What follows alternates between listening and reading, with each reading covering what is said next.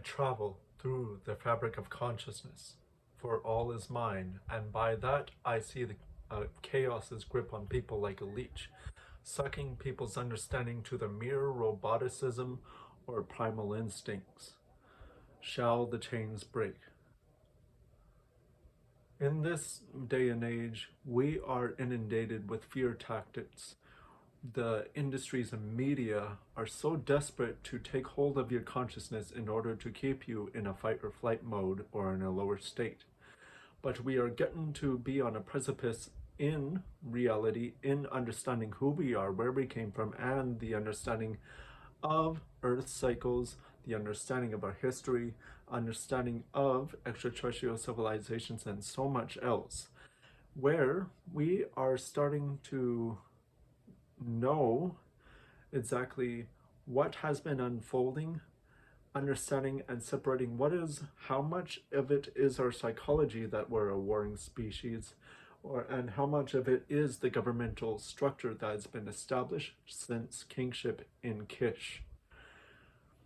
Matthew LaCroix, who travels around with expert archaeologists around the world, has found that there's reoccurring symbols that are in the sites, and this happens to be in older megalithic structures, just happens to be at the bottom of what civilizations have built upon, just happens to be the pinecone symbol right by the eagle and serpent, by the caduceus and many of these beings with the pinecone right in front of them, seeding the tree of life or passing on knowledge to other civilizations since the Younger Dryas flood.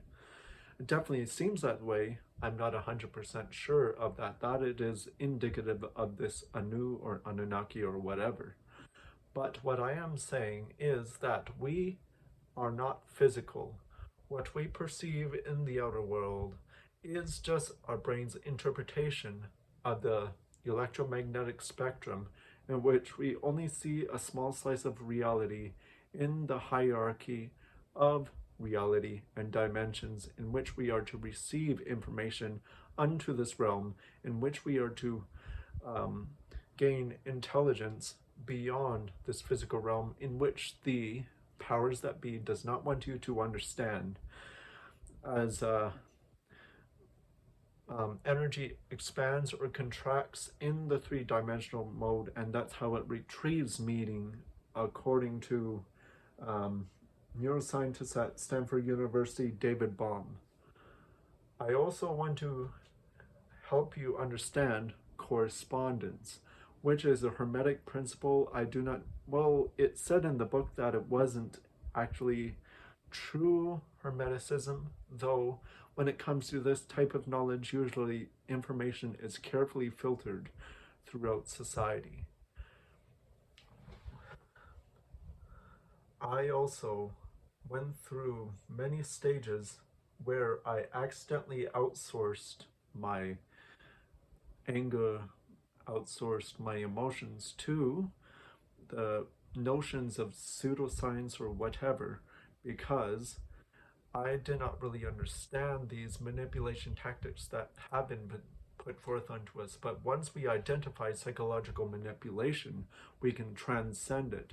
We can get an understanding of who we are with direct knowledge over time, when we balance our health and when we understand that much of the science has been repressed into the military-industrial complex, in which Stephen Greer, he is quite a controversial individual and doesn't want to admit that he's wrong, though there's a map you can get online where there's many of these underground facilities and called SCIFs, and in which you can even go on to YouTube and find any military person and they will agree that these do exist.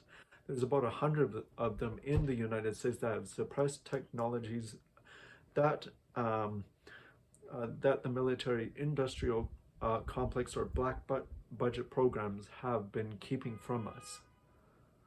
But we should look into it. we should use the trivium method of logic in order to get an understanding of the overarching truths in people bringing out this to the public.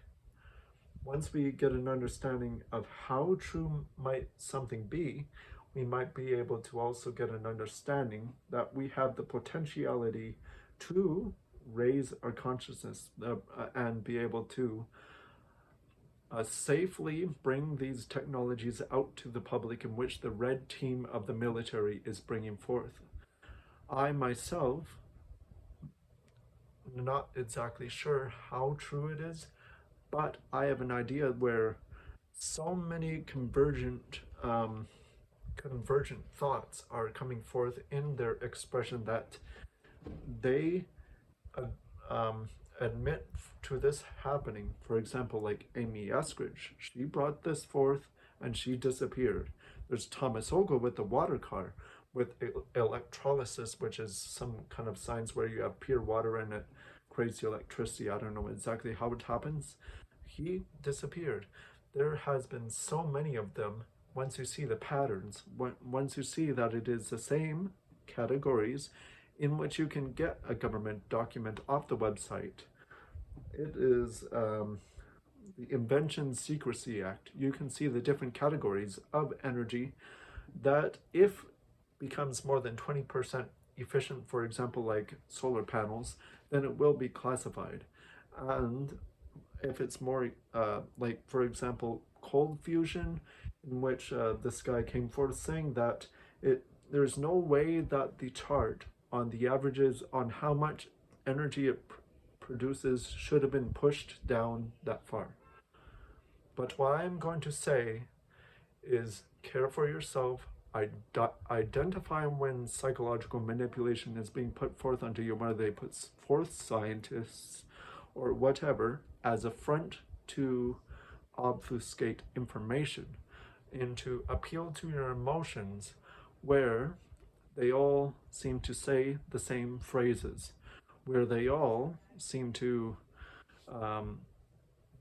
create identity statements for you that if you don't believe this, then you're a bad person. If you believe this, you're a pseudoscientist, or whatever manipulation tactics they put forth onto you into many levels of a society and also in education. Okay, wish you health and happiness.